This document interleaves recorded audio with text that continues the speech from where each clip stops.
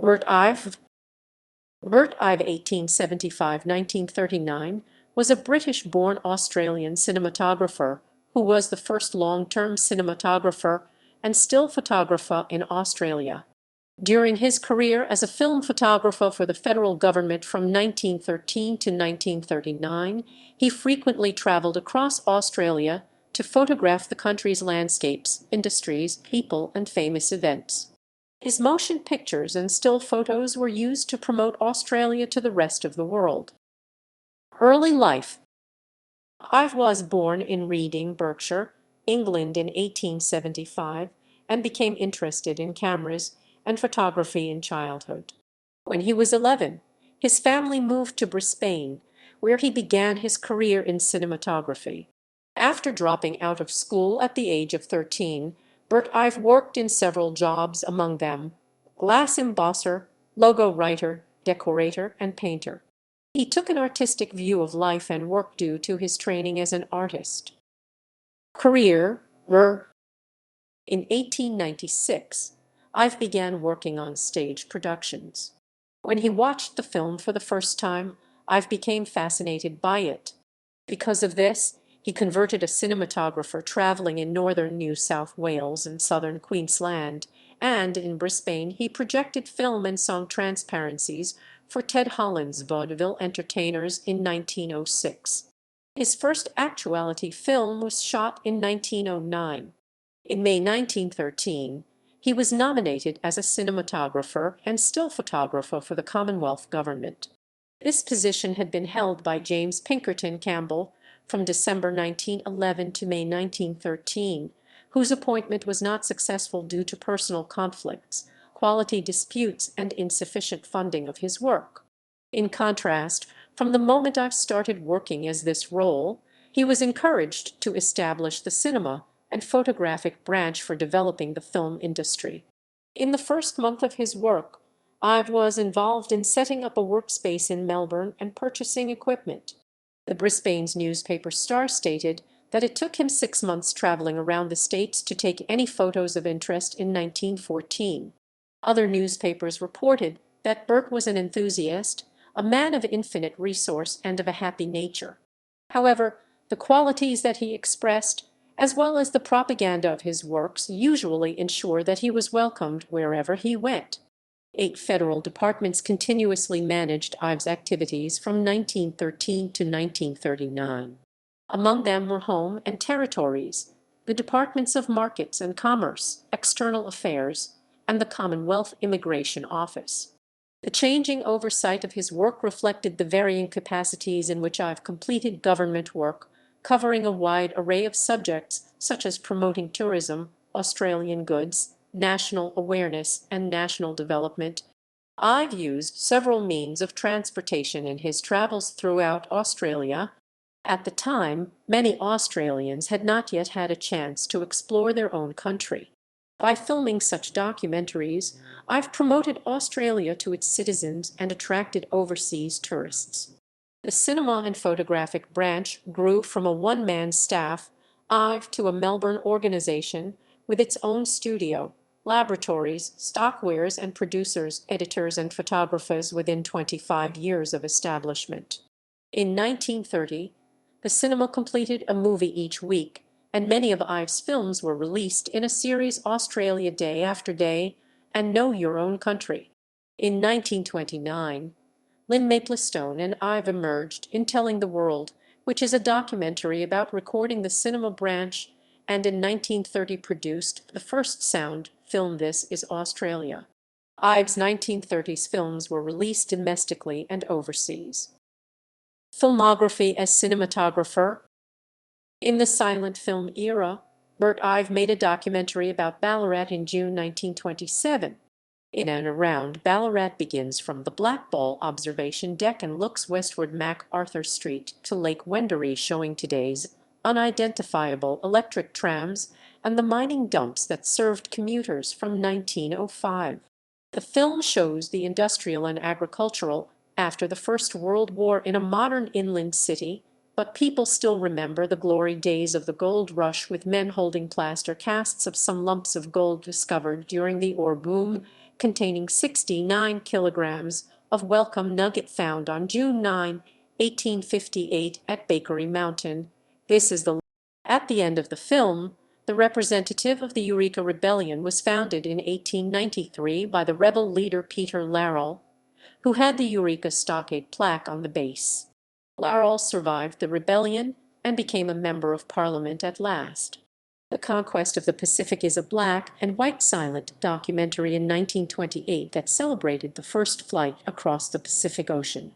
The plane named Southern Cross arrived in Brisbane on June 9, 1928, and Charles Kingsford Smith and his crew members became the first to fly across the Pacific. Smith bought a second-hand Fokker F. Vive without engines in America. Then he installed new engines to cross the Pacific along with his co-pilot Charles Ulm, navigator Harry Lyon, and radio operator Jim Warner. On May 31, 1928, they departed from Oakland, California, and flew to Eagle Farm Airport in Brisbane via Suva and Hawaii. The distance was 11,585 kilometers and the flight time was 83 hours and 50 minutes. They were caught in austere storms on the way, those increasing the risk of flying and navigation over ocean. The crew had to write down course directions and information in these situations. Besides, Smith and the Southern Cross completed some important flights after crossing the Pacific. They flew over the Australian continent ceaselessly and first crossed Tasman after crossing the Atlantic east-west. In order to commemorate the historic flight, Bert made the film to record it. The silent film covered 4 captions. These were used to clarify what was going to happen next on screen. It started from a subtitle, "Excited crowds await the Southern Cross at Brisbane," then introduced the scene of the Southern Cross stopping on taxiway. The second subtitle, "Captain Kingsford Smith is the first to land," was followed by a shot of Kingsford Smith waving to the crowd, then another member and him were hoisted by the crowd. The next 2 subtitles were followed by his fellow countrymen, CTP Ulm and Americans Lyon and Warner, and the crowd takes possession, which introduced the scene in which Kingsford Smith and other crew members were taken by the crowd to a car which specially waiting for them. The film depicts the moment of Kingsford Smith's first major international aviation victory. Some details shown in the film, such as Smith's appearance from the cockpit with cigarette, and it displayed tobacco, which was accepted universally at that time. Importantly, it records the views of South Cross. A wingspan is 23 meters. The length is 15 meters, 3.9 meters high, with a Fokker F. VI-3. The Southern Cross is on exhibition at International Airport of Brisbane today. The lyrical documentary Among the Hardwoods was filmed in southwestern Western Australia. The film presented an impressive depiction of the lumbering in the state. It recorded all the sounds of the bush faithfully, including the bullock teams, a sawmill, and the axemen, except spoken commentary. In 1926, Ive and Lacey Percival reshot a silent documentary for the federal government's Know Your Own Country series. They improved the sound version on the original in different methods. Driving a Girl to Destruction is filmed by cinematographer Bert Ive. The film was produced by the Australian Picturized Drama Company, founded by theatre enterpriser George Marlowe at the Adelphi Theatre in Sydney. Marlowe's dramatic production has been successful and extensively toured, and in the next few years, the film did occasionally appear in country areas. The Bondage of Bush is an Australian silent film starring, produced, directed and written by Charles Woods. It is filmed by Bert Ive in 1913. The film was divided into 7 chapters: The Great Race, A Leap for Life, Horse and Man Precipitated to Raging Torrents Below, Fight with the Waters, The Dash for Liberty, The Struggle on the Cliffs, and The Black Boy's Revenge. The Life of Adam Lindsay Gordon is an Australian feature-length film shot by Ive and directed by W. J. Lincoln, on the basis of Adam Lindsay Gordon's life, who was a poet. The story begins with Gordon's studies at Cheltenham College, and he described his career as a soldier in the Australian jungle when he was assigned to escort a madman to a refuge 200 miles away. Due to he refused to clean up the sergeant's boots, he later resigned the job to become a horse rider and obstacle racer. Later, Gordon was in debt and decided to commit suicide. With only 37 minutes left in the film, this surviving episode reveals a subtle movie. And finally seen was Gordon sits at his hearth at the end of his life. Bert showed an advance in lighting and film photography of the film in 1916. German concentration camps, Holsworthy, Trial Bay, Weimar, Molonglo was black and white, silent actuality footage. In the summer of 1918-1919, the film scenes of Molonglo and Holsworthy internment camps were taken by Ive and also included earlier footage from Berrima and Trial Bay.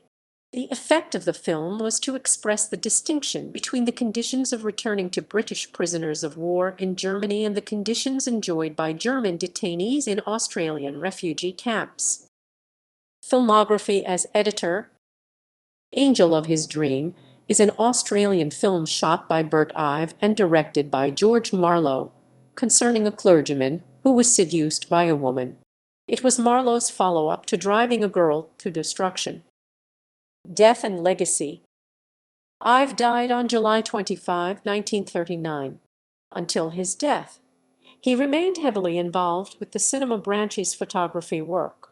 Following his death, after the United Kingdom and Australia declared their war against Germany, the cinema branch became part of federal government's newly established Information Department, which established the film division in 1940 to mobilize film for national purposes.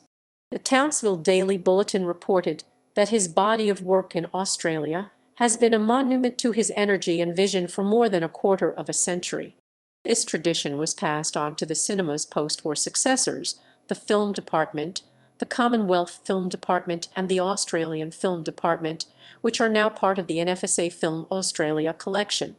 Ive's film encouraged the sale of Australian goods in tourism and attracted immigrants into Australia in the 1920s.